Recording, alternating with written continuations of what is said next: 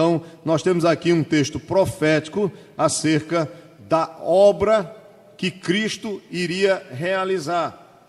E a questão de que tu és o meu filho e eu te gerei, envolve tanto a questão da natalidade, a questão natalícia, como também, conforme alguns, envolve a questão ontológica, a questão de que o filho, como pessoa, ele foi gerado pelo Pai eternamente. Eu disse a vocês que eu não ia detalhar essa questão ontológica, né? Eu não sei se o irmão Cleito trabalhou isso com os jovens, também não, né? Mas porque isso é uma questão muito complexa, isso é uma questão muito filosófica. Por exemplo, nós sabemos, vocês já estão assim enjoados de saber, se eu perguntar a vocês o que é a Trindade, vocês vão saber dizer, não, a Trindade quer dizer que Deus, ou seja, o ser de Deus é uno. O que faz Deus ser Deus, ou seja, a essência, eu não vou chamar de substância, porque a substância traz uma ideia de materialidade, de algo que você possa pegar, de algo que você possa dividir, concordam? Então aqui nós temos um banco. Qual é a substância do banco? É madeira, não é verdade? Então uma substância eu posso pegar, uma substância ela ocupa espaço, é matéria. Uma substância, eu não posso chegar para algo que é substancial, que é material, que é físico, e eu não posso dizer, olha, é um e são três ao mesmo tempo.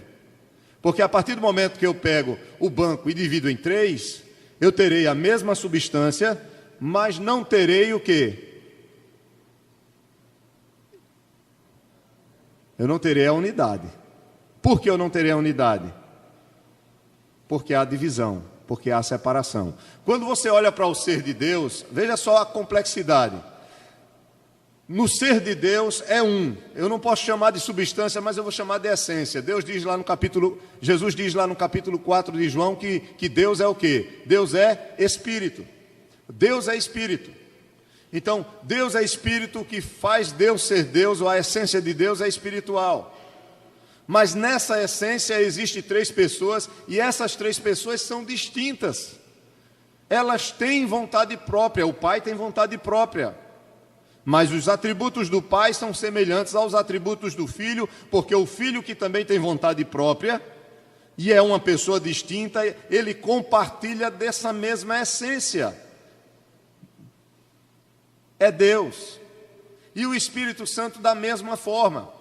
Aí quando você vai para a história da igreja, para o desenvolvimento da doutrina da Trindade, você vai pegar todo um desenrolar da funcionalidade ou da relação dessas pessoas.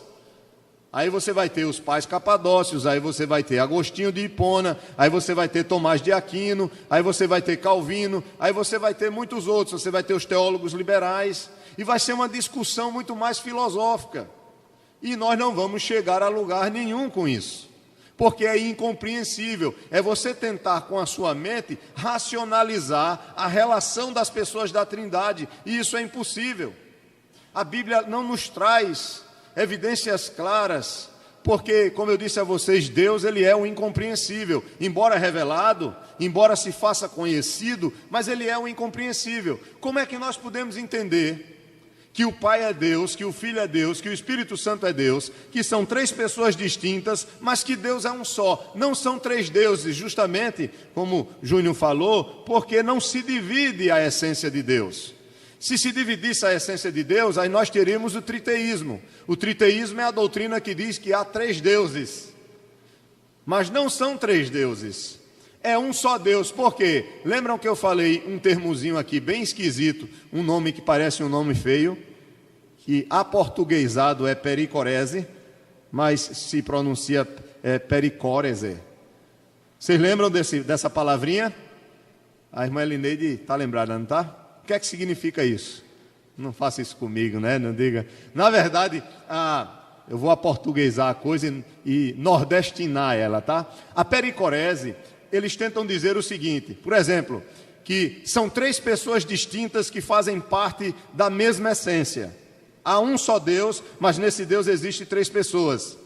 E eu vou usar a palavra pericorese, mesmo que a pronúncia esteja errada, não importa, só para vocês saberem. Mas o que é que eles querem dizer? Que quando o Pai está fazendo a obra, evidentemente o Filho e o Espírito estão juntos com ele. Quando o Espírito faz a obra, o Pai e Cristo estão com ele. Quando Cristo faz a obra, o Pai e o Espírito estão com ele. Mas é Cristo que está fazendo a obra. Por exemplo, quem é que morre na cruz? É o Pai? É o Espírito? Não, é Cristo. Mas a pericorese, eu vou usar esse termo, é um termo teológico. Quando vocês forem ler os livros, vai ter esse termo, então vocês vão ter que entender. Então o que é que ela diz? Ela diz que essas pessoas, na sua relação, elas se perpassam. Elas fazem parte da mesma essência, elas são distintas, mas ao mesmo tempo elas estão juntas e sempre juntas, se perspassando uma pela outra. Vai entender isso. Não dá, né? É complexo demais para a gente compreender. Mas então, por que isso é importante? Porque nós vamos ver a função de cada um.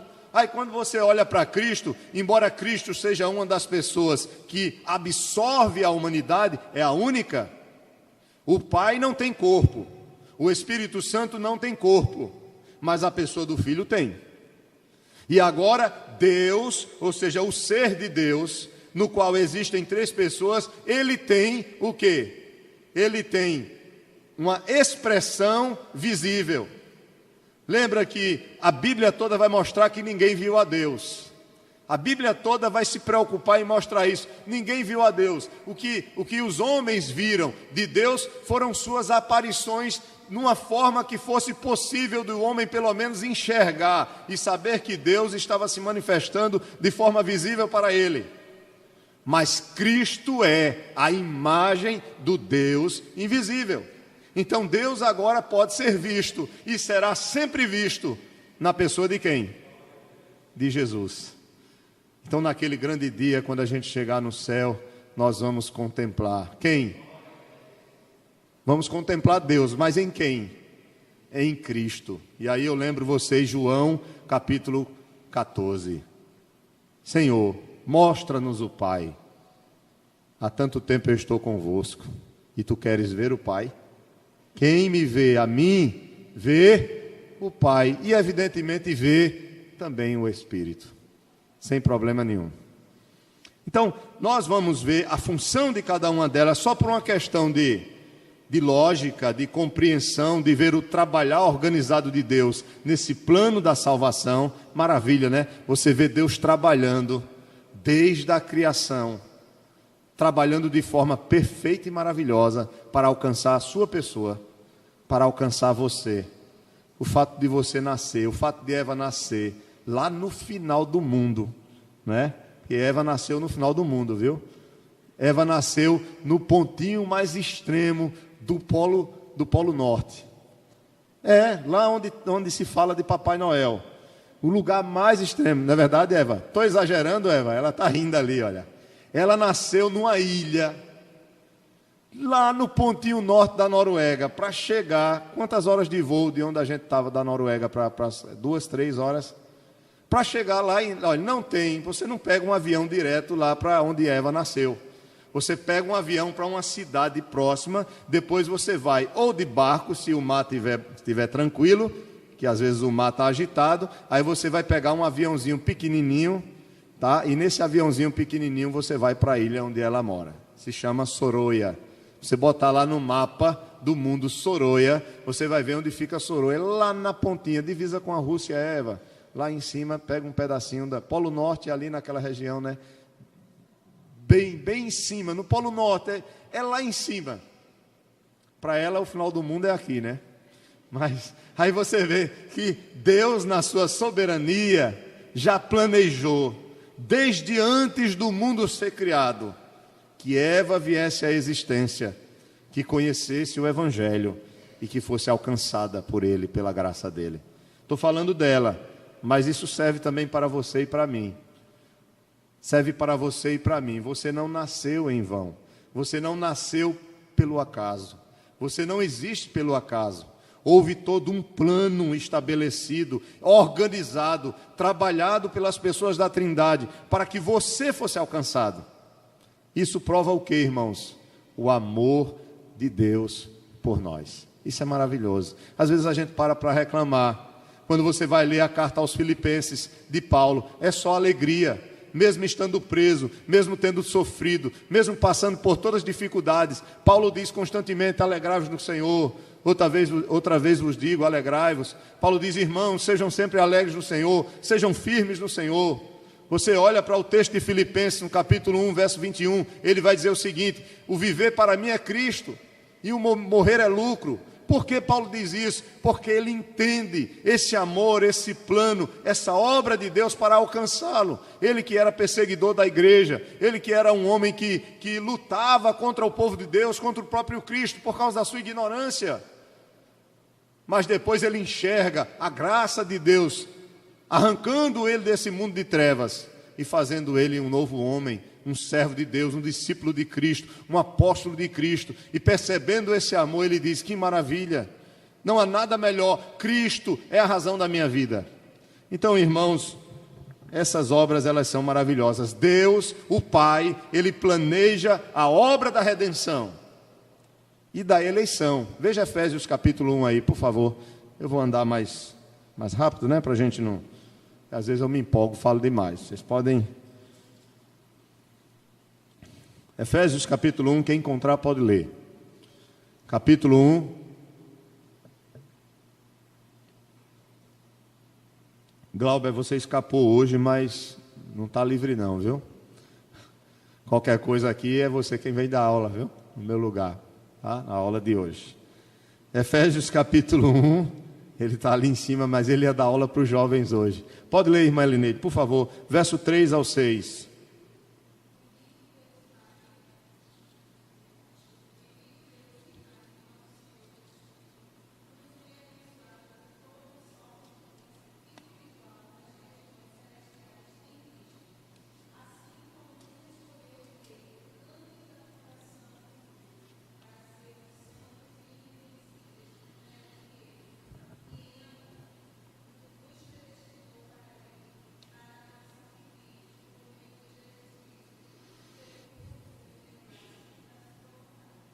Amém. Então Paulo, ele faz a distinção das duas pessoas da Trindade no verso 3, quando ele diz: bendito seja Deus.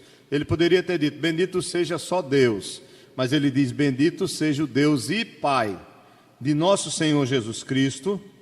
Veja, eu poderia dizer que a relação de Deus o Pai é Pai de Cristo e Cristo é filho desse Pai por causa da questão natalícia. Estão entendendo, né? E não por causa da questão ontológica. Fica difícil esse termo para vocês? Quando eu digo que Deus é Pai de Jesus Cristo, que é Filho, e digo que estou me referindo à questão natalícia, o que é que isso quer dizer? Que Deus, a pessoa do Pai, é Pai do Filho, quando esse Filho se encarna, se torna homem e passa a viver dependente do Pai. Estão entendendo? Isso é a questão natalícia. Agora, quando eu digo que Deus é Pai e Jesus Cristo é Filho, numa questão ontológica, eu quero dizer que essa relação de pai e filho independe do seu nascimento, da sua encarnação. Ela já existia, mesmo antes de Jesus encarnar, por uma decisão da divindade. Mas isso aí é o que eu digo, é muita filosofia, foi isso que a gente não trabalhou com vocês, tá? Para não mexer muito nessa área, porque não se chega a um acordo em relação a isso. Tá? Mas o que importa é que Paulo, ele faz a definição. Olha, Deus e Pai de Jesus Cristo, o que foi que ele fez? Ele nos tem abençoado com toda a sorte de bênçãos espirituais nas regiões celestiais em Cristo. Isso quer dizer que todas as bênçãos que eu tenho na minha vida não é porque eu sou bonzinho, não é porque eu oro demais, não é porque eu faço jejum, não é porque eu venho para os cultos na igreja, mas eu sou abençoado por causa de Cristo, por causa das obras que Cristo realizou, por causa da obra que ele realizou na cruz do Calvário. Vocês estão entendendo, né? Tudo que eu tenho de bênçãos de Deus na minha vida é por causa de Cristo. Nós precisamos entender isso, irmãos. Nós vivemos numa época em que a igreja evangélica aqui no Brasil, ela não compreende muito bem o que é o evangelho. Ontem eu estive pregando lá na nossa igreja do Cabo e o pastor Geir foi comigo. E nós fomos conversando. A gente tem conversado muito ultimamente. Nós fomos também para uma viagem muito longa para a cidade de Patos, na Paraíba, tanto a ida quanto a volta, eu e ele, e foi A gente conversou tanto e eu gosto de conversar, né? Os irmãos já sabem, né? Irmão Cleito não pode falar não, que ele gosta de conversar também. Então, aí a gente que gosta de conversar sofre. Você imagina você viajar 6 horas de carro, 2 pessoas conversando o tempo todo, com o ar-condicionado ligado, a voz vai embora, né? Isso ida e volta. A gente foi num dia, voltou no outro. E conversamos tanto, e dentro dessa conversa a gente falou o seguinte: a grande dificuldade que a igreja evangélica tem de compreender o Evangelho, a mensagem do Evangelho. Vocês já viram aquelas pregações que dizem, e eu já preguei isso também, porque eu também demorei um pouco para aprender. Mas sabe aquela pregação, diz, irmãos, nós precisamos ser santos, você tem que ser santo como Jesus é santo. Não tem essa pregação? O pregador está errado? Não, dizer que nós devemos ser santos como Deus é santo, ele vai citar até o texto de Pedro, o texto de Levítico, tudo bem, ele está certo, mas ele está completamente certo ou está faltando alguma coisa? Está faltando alguma coisa, não está?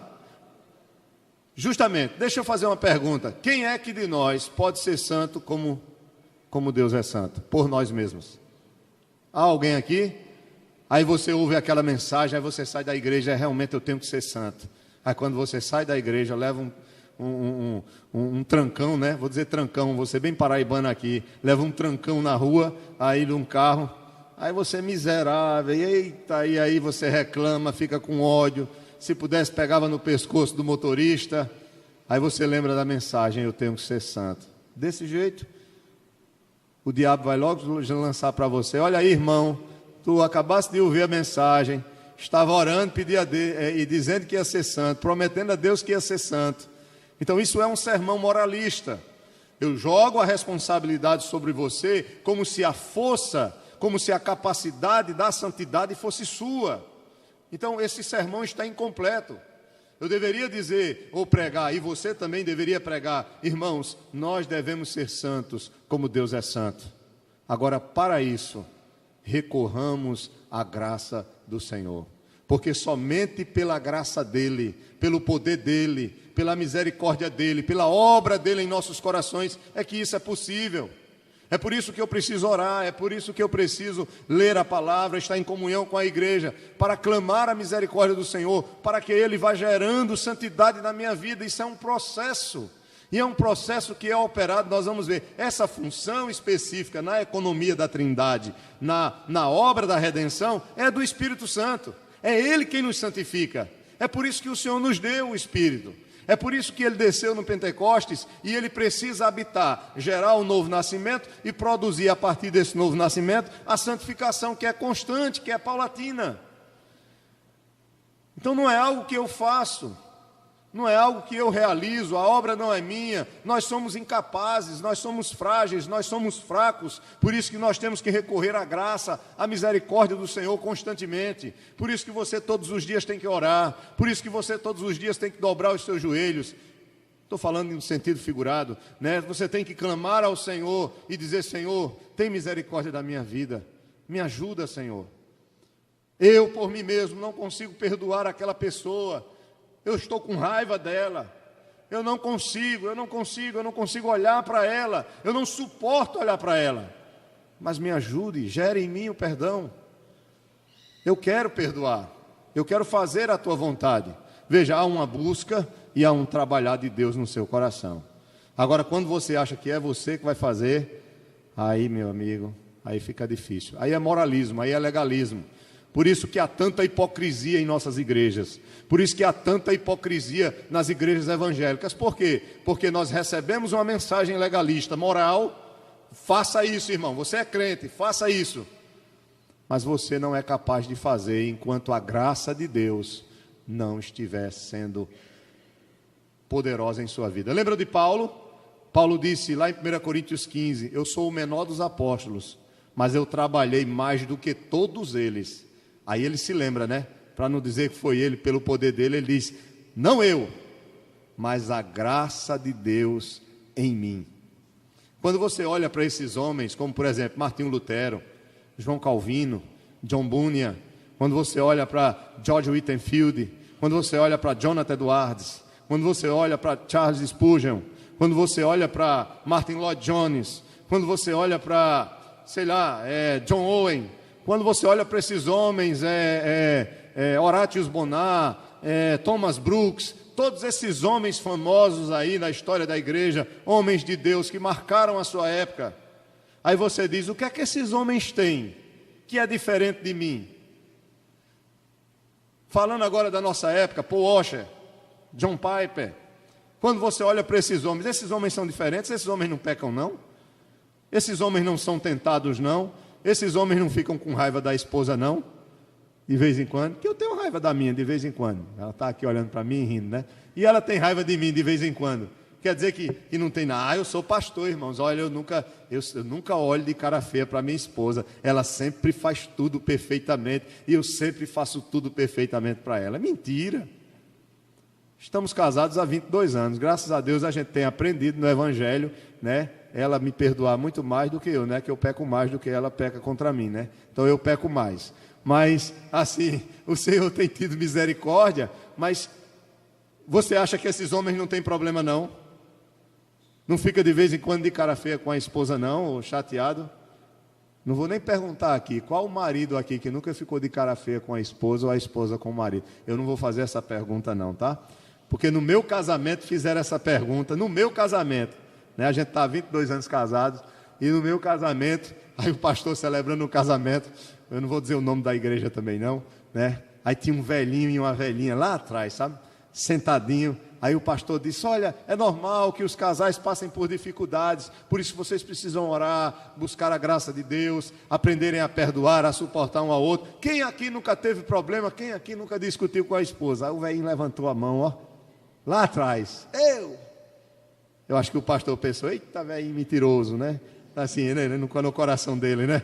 Misericórdia. Mas o que eu quero dizer a vocês, irmãos, é que nós precisamos aprender que quando nós ouvimos uma mensagem, e a Bíblia está cheia dessa mensagem de exortação, de nos chamar à correção, à santidade, à obediência, entendam que isso só é possível por meio dos méritos de Cristo, por meio da graça de Deus, porque assim qualquer pessoa poderia ser crente. Jesus Cristo chegou para Nicodemos e disse, é necessário que você nasça de novo. Sem um novo nascimento é impossível santidade. Sem um novo nascimento é impossível mudança, transformação de vida, de caráter.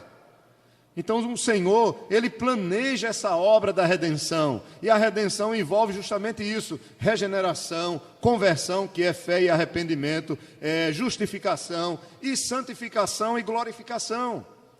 Toda a obra plena da salvação é o Pai que planeja. E o Filho, evidentemente, está dentro dessa obra.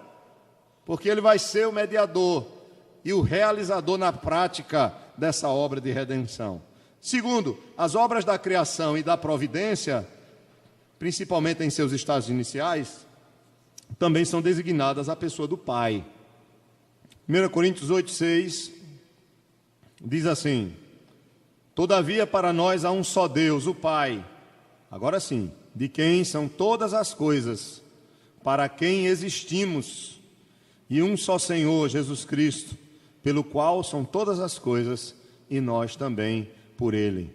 Então a obra da criação, quando você vai para Gênesis também, isso é muito claro. Você vê o Pai, a pessoa do Pai criando. Você vê, evidentemente, que o Filho está presente também na obra da criação. Quando nós vamos para João capítulo 1, verso 1, que diz, no princípio era o Verbo estava com Deus e o Verbo era Deus. Aí você vê a obra da criação. Abra, por favor, em João capítulo 1. Não está aí no nosso texto, mas a gente pode abrir. João 1, vamos adiantar só para... Em diante, olha só. No princípio era o Verbo, e o Verbo estava com Deus, e o Verbo era Deus. Ele estava no princípio com Deus. Com Deus aqui é o Pai. Tá? João 1, verso 2. Ele estava no princípio com Deus. Veja o verso 3. Todas as coisas foram feitas por intermédio dele, e sem ele nada do que foi feito se fez. Então o Pai fez por intermédio do Filho, e também através da ação do Espírito. Onde é que o Espírito está na obra da criação? Vocês lembram? O Espírito Santo está pairando sobre... Vamos lá para Gênesis. Gênesis capítulo 1.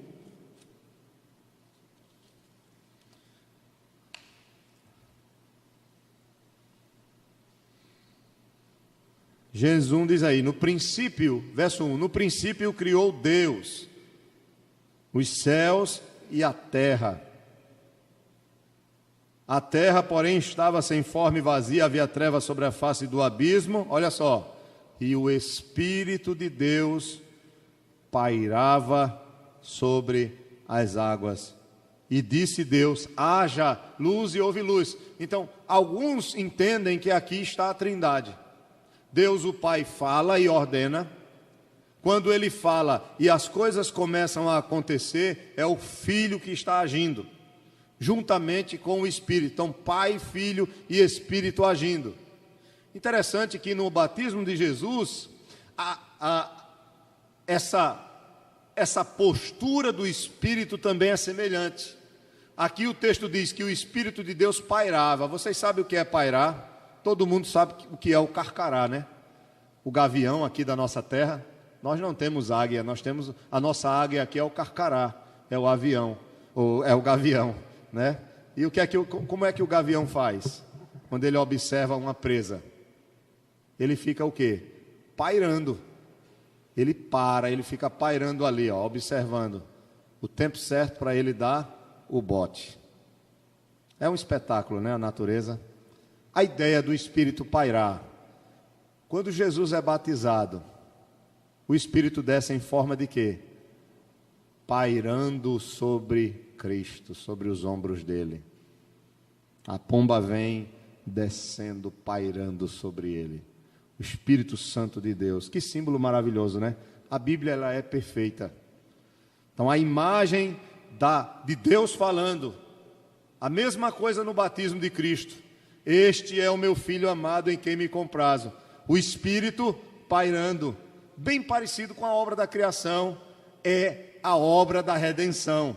Na obra da criação nós temos o Pai falando, o Filho intermediando, o Espírito pairando. Na obra da redenção, simbolizada aqui no batismo, nós temos Cristo lá, sendo batizado, simbolizando que, é claro, é difícil a gente saber por que Jesus é batizado, mas há algumas interpretações. Por exemplo, todos aqueles que desciam as águas do batismo, eles desciam porque eles estavam se arrependendo do quê? Dos seus pecados, não é verdade? Então era batizado a água, você descia a água, João Batista estava pregando batismo de arrependimento. Então se você se arrependesse dos seus pecados, você ia ali para a filinha, para ser o quê? Para ser batizado.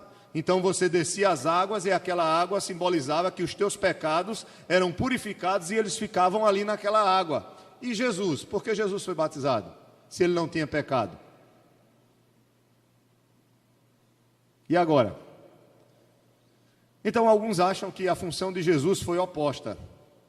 Jesus, ele entra nas águas não para deixar os seus pecados, porque ele não tem pecado, mas para simbolicamente receber aqueles pecados que estão ali sobre ele, simbolicamente. Estão entendendo? Então parece que já há um indício da obra de redenção no batismo de Cristo. O Pai fala, este é o meu Filho, amado em quem me comprazo, e o Espírito Santo desce como pomba sobre Cristo. Maravilha, né, irmãos? Então, as obras da criação e da providência, qual é a diferença de criação e providência? A gente estudou isso.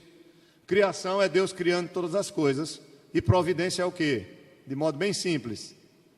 Cleito não pode falar não, viu? Só os alunos. E aí?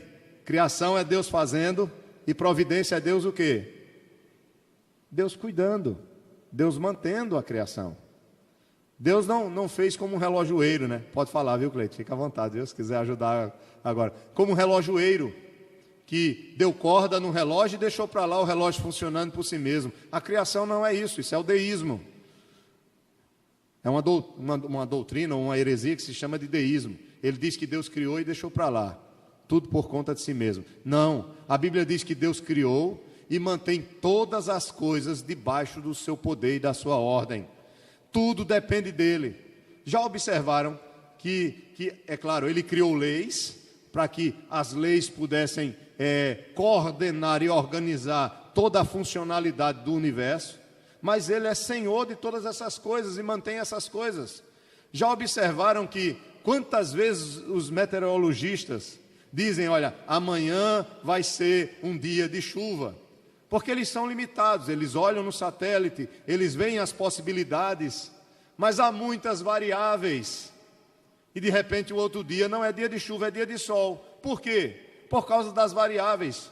E quem cria as variáveis? Deus. É um ventinho que ele manda soprar um pouco mais, mudar a sua direção, e aí as nuvens pesadas vão embora e aí vem sol. Deus, ele não somente criou, mas ele mantém, ele cuida de todas as coisas. Os alimentos das aves, é Deus quem dá. O nosso pão de cada dia é o Senhor quem dá. A nossa vida é o Senhor quem dá. E a gente só vai no tempo certo. Ontem eu passei por uma experiência, eu tive que ir em Campina Grande ontem, fazer uma visita rápida à família de Daniele. Eu fui sozinho, saí de 4 da manhã, e por causa dos protestos eu não consegui vir logo cedo. Aí eu saí de lá já umas 4 e pouco da tarde para evitar os protestos por causa de Lula, vocês sabem. E cheguei aqui 9 da noite, por causa da obra que está tendo aqui na BR-101. E eu passei por uma experiência bem interessante. Quando eu estava chegando perto da divisa, eu tinha passado da divisa fui por João Pessoa, entre Pernambuco e Paraíba, ali em Goiânia. Você sobe Goiânia, aí você vai para uma região que se chama Alhandra, né? Ali em cima. Então, antes de chegar em Alhandra, antes de chegar no Rei das Coxinhas, que é bem conhecido ali, tem umas ladeiras enormes, onde tem até um assentamento agora de 100 terras. Tem umas ladeiras e quando chove, tem umas placas dizendo, cuidado, perigo, pista escorregadia e tudo. Então, é uma ladeira enorme, a água corre e lá embaixo, que a ladeira é muito íngreme, e descendo, e lá embaixo empoça. E depois sobe uma ladeira novamente. Vi uma carreta atrás de mim, eu não gosto de correr. Então eu estava mais ou menos em 100, 90, 100. Aí você diz, mas isso é correr, pastor. Não, mas numa BR você não pode também andar devagar, né? Então tem que ser 90, 100, 110 no máximo. Então eu ia dentro do limite da pista, 100. Vi uma carreta atrás de mim, no vapor, né? Essas carretas, os camaradas. Aí eu já afastei, digo, vai-te embora. Numa ladeira, eu vou ficar na frente de uma carreta para quê? E aí a carreta puxou para a esquerda e foi me ultrapassando. E foi descendo eu e a carreta do meu lado. Tudo bem, tinha parado de chover, mas a água tinha corrido. E o que aconteceu? Quando chega lá embaixo da ladeira, o lado da carreta estava sem água, mas o meu lado estava com uma poça enorme de água. Quando eu olhei, irmãos, já foi em cima de mim. A água era muita, e aí o carro ele gera aquaplanagem, ele perde a aderência. Então, quando eu bati na água, a água jogou para cima do carro, eu não vi mais nada. Se tivesse uma curva, eu tinha passado direto. Eu não vi mais nada, eu só fiz segurar a direção, tirei o pé de acelerador, de tudo, não pode frear nessas horas. E o carro fez isso, ó, na água, começou a fazer isso aqui, eu segurando, meu Deus, tem misericórdia. E se ele joga para a carreta, eu tinha girado ou capotado, eu esperei capotar, né? Isso umas 5 horas da manhã. E eu passei, meu Deus, aí acabou a água. Comecei a ver as coisas e eu já vi que estava subindo a ladeira. A carreta passou, tanto que o camarada da carreta depois ele deu sinal para parar, para encostar na minha frente. Aí eu passei, aí ele ficou buzinando e falando como se dissesse, rapaz, tu escapasse da morte agora. Ele viu que eu não tive culpa e ele também não teve, porque ele não viu, ele estava me ultrapassando, ele ia fazer o quê? E ele ficou assustado também, aí ele diminuiu a velocidade, aí buzinou, aí fez assim, aí eu, amém, o coração, olha, eu fui até João Pessoa bem devagarzinho, irmãos, sabe, só agradecendo a Deus e dizendo, Senhor, Tu és o Deus da providência. Sabe o que isso quer dizer? Que a nossa vida está nas mãos dEle. Não era para eu ir, né? Nem para acontecer acidente nenhum. Ele colocou a mão, acabou. Podia ter a água que fosse ali. Vai passar, vai levar um sustinho para ver se seu coraçãozinho está bom, para você se acordar e ver que sou eu que susto. Porque às vezes a gente precisa disso, né? Para você se ligar que Ele toma conta da sua vida. Porque às vezes nós achamos que dominamos nossa vida, que fazemos o que queremos. Não sabemos do dia de amanhã. O Senhor Jesus, Ele diz que nós não devemos nem estar ansiosos pelo dia de amanhã, porque a cada dia pertence o seu mal. E o Senhor, Ele cuida de nós, ao ponto de saber, é claro, é uma maneira de de Jesus falar que, do cuidado dele por nós, quando ele diz que até os cabelos da nossa cabeça são contados, né?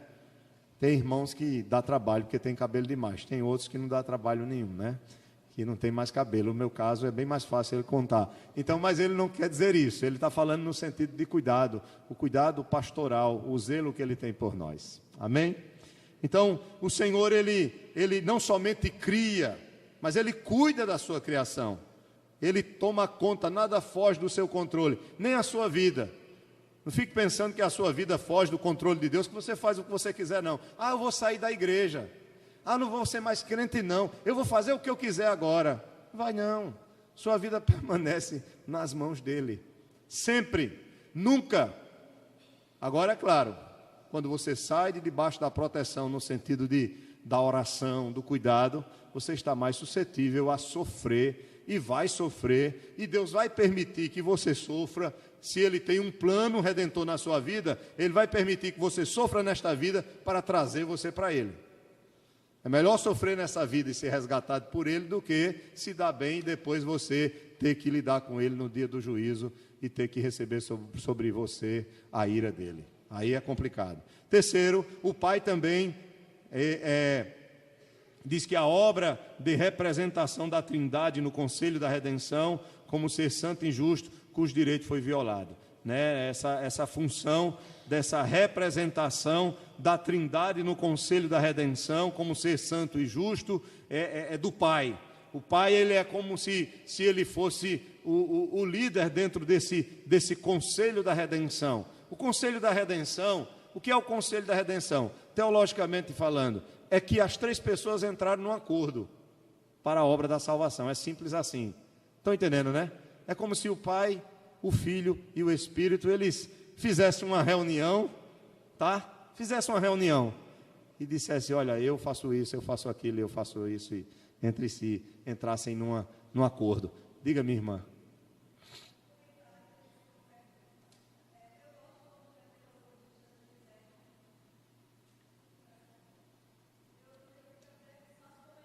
Você gosta quando os meteorologistas erram, né?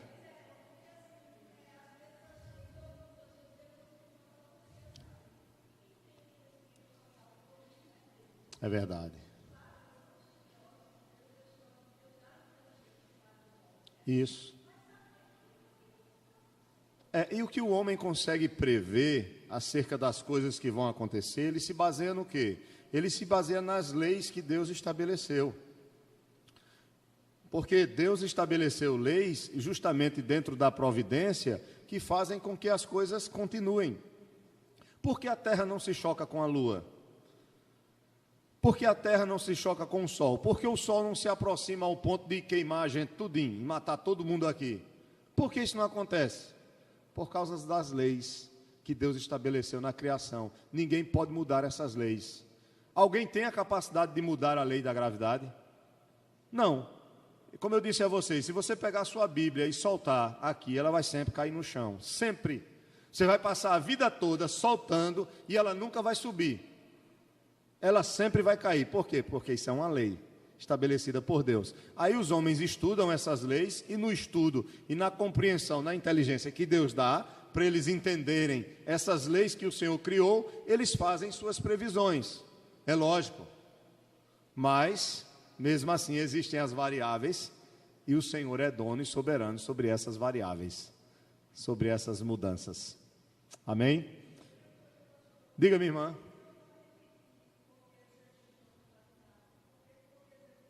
Sim, certo.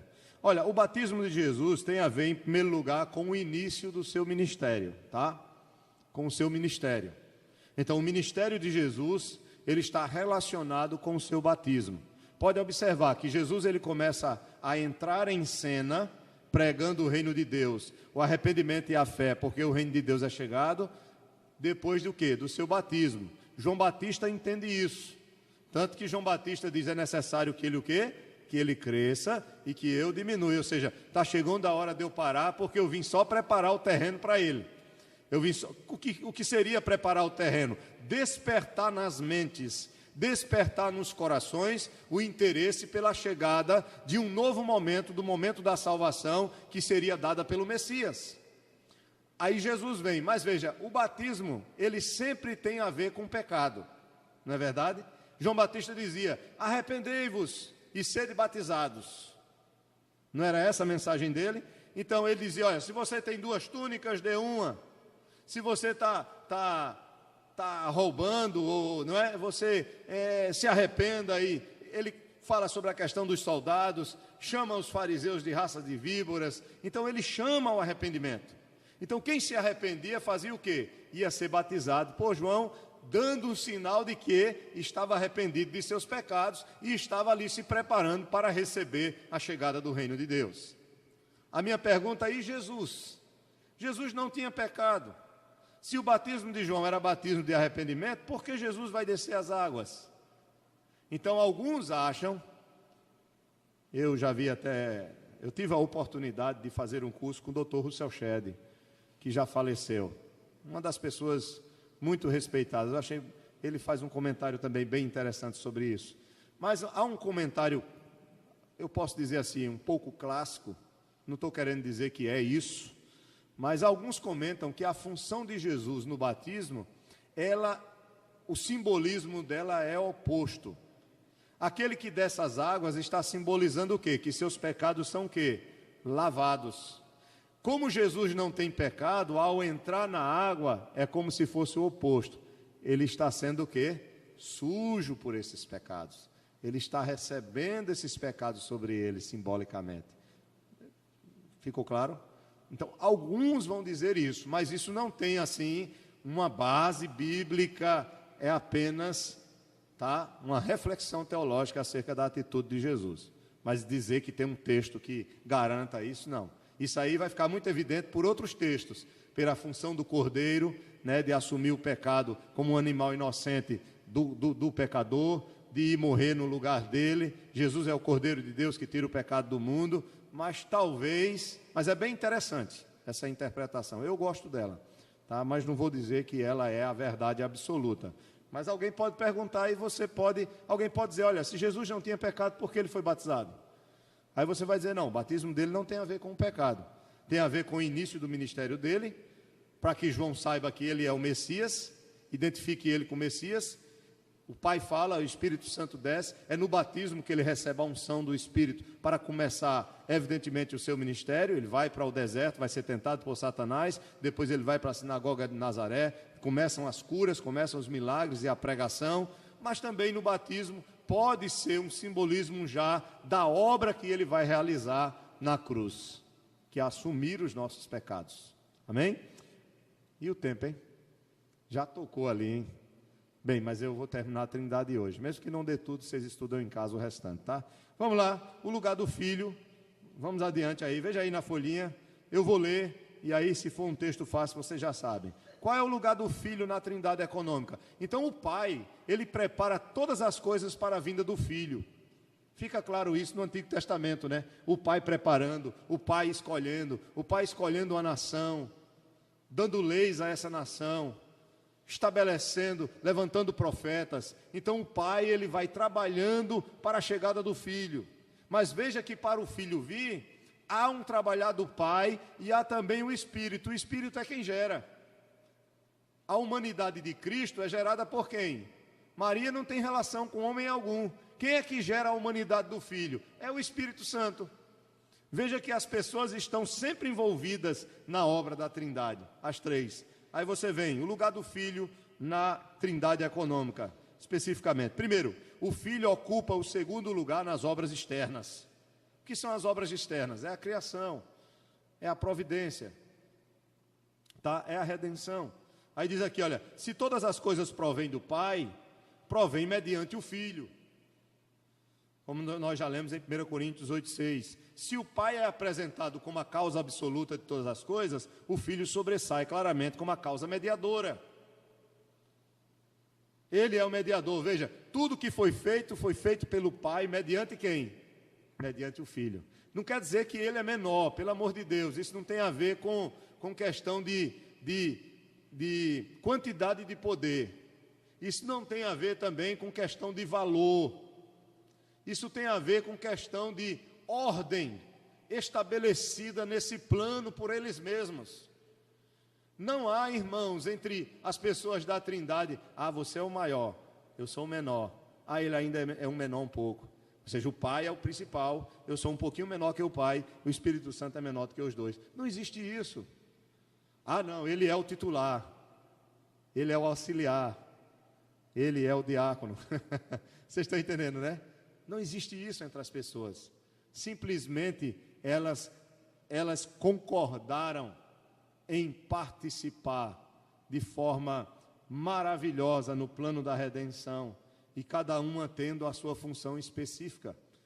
O Pai prepara tudo, o Pai gera, o Pai faz, mas o Filho está envolvido mediante o Filho, também pelo poder do Espírito. Então os três trabalhando. Então aqui, olha, o Pai é apresentado como a causa absoluta de todas as coisas, o Filho sobressai claramente como causa mediadora. Segundo, no conselho da redenção. O que é o conselho da redenção? A gente ainda vai estudar sobre isso detalhadamente. Mas em palavras simples, é a decisão que as três pessoas tomaram nesse plano da salvação. No conselho da redenção, ele toma sobre si a tarefa de ser a segurança do seu povo. Veja, ele assume isso. E de executar o plano da redenção feito pelo Pai. Ele realiza-o mais particularmente em sua encarnação, em seus sofrimentos e em sua morte. Jesus Cristo, ele assume isso. É ele quem vai morrer pelos pecados. Não é o Pai, é o Filho. É ele quem vai sofrer na cruz. Estão entendendo? Então, no conselho da redenção, ele assume essa função, essa responsabilidade. Então, as pessoas da Trindade, elas têm funções específicas e obras específicas. Terceiro, em conexão com a sua função, os atributos de sabedoria e poder, e de misericórdia e graça, são atribuídos especialmente a ele, por causa da obra da redenção. O Pai é misericordioso e gracioso? Mas vai se falar muito da graça, da misericórdia de Jesus, porque ele assume a nossa culpa, é ele quem paga o nosso preço. Então há uma identidade maior com Cristo, porque ele se torna humano. Abram, por favor, em Hebreus 4, verso 14 e 15. Então, capítulo 4, verso 14 diz: tendo, pois, a Jesus, o Filho de Deus, como grande sumo sacerdote, que penetrou os céus, conservemos firmes a nossa confissão, porque não temos sumo sacerdote que não possa compadecer-se das nossas fraquezas. Antes foi ele tentado em todas as coisas, a nossa semelhança, mas sem pecado. Acheguemo-nos, portanto, confiadamente junto ao trono da graça, a fim de recebermos misericórdia e acharmos graça para socorro em ocasião oportuna. Amém? Então, quando você peca, quando você falha, você corre para quem? Corre para Cristo, é claro, por causa da sua obra na cruz, porque ele pagou pelos seus pecados. Mas é natural também que haja essa identificação com Cristo, porque ele sabe o que você passou, ele sabe o que você passa na pele, ele viveu o que você vive, embora ele não tenha pecado, mas todas as tentações que nós passamos, ele também passou, mas não pecou, em nada. Eu sei que para nós é impossível entender alguém que passe por tudo que nós passamos e não peque. Nós não conseguimos conceber isso porque nós pecamos, mas Cristo, o texto diz aqui, olha, nós não temos um sumo sacerdote que não se compadeça. Ele não é, sabe, aquele fariseu que vai dizer, olha, por que você fez isso, você pecou, né? Você não, então, não pode ser assim, não. Ele entende o que você passa, ele conhece o seu coração. Agora, isso não quer dizer que ele concorda com o seu pecado. A Bíblia diz lá em 1 João 1,9, se confessarmos os nossos pecados, ele é fiel e justo para nos perdoar e nos purificar de toda injustiça. Temos que correr para ele, correr para os pés dele, que é isso que Satanás quer que não façamos, não é? Quando a gente peca, o diabo vem logo e diz, olha aí o irmãozinho, estava orando, né? O que é que você está fazendo agora? Não é verdade? O diabo faz logo isso. Você vai para a igreja? Agora você vai orar, né? Você, né, vai orar, né, irmão? Né, irmã? Isso o diabo joga logo na nossa mente. O que é que eu tenho que fazer? Eu sou pecador mesmo. Mas eu vou correr para quem? Para Cristo. É para Ele que eu tenho que correr. Aí Satanás não suporta, porque você corre para ele, porque você encontra perdão nele. André está rindo, mas não é isso, André? O diabo, ele faz isso. O diabo, ele quer que você se afaste da igreja, se afaste dos irmãos. O diabo, ele bota na cabeça que o Senhor não te aceita mais. Mas, irmãos, o caminho é sempre o mesmo. A estrada para Cristo é sempre a mesma: arrependimento e fé. É isso, é depender dele, é correr para ele, é buscar a ajuda dele. Agora, isso não quer dizer que você vai dizer: eu sei que eu tenho o perdão dele, então eu vou lá viver de qualquer maneira. Isso é diferente.